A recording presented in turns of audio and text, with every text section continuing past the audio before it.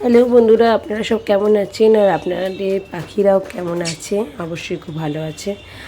আজ আমি আমার বাজিগার প্যারটের নতুন আপডেট দিতে চলে এসেছি। সেবারে দেখেছিলাম আমার প্যারটের ডিমগুলো নষ্ট হয়ে গেছিলো।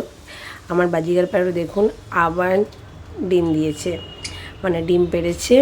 3টে ডিম এখন টোটাল পেড়েছে আমার বাজিগার প্যারট।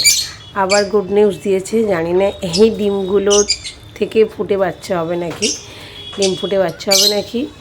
যদি হয় তার আপডেট দেবো, কিন্তু আমার মনে হচ্ছে না ডিম ফুটে বাচ্চা হবে। ফিমেল বাজিগার প্যারটটা শুধু ডিম দেয়, এখন মিটিং তো করছেই না, তাও ডিম দিয়েছে।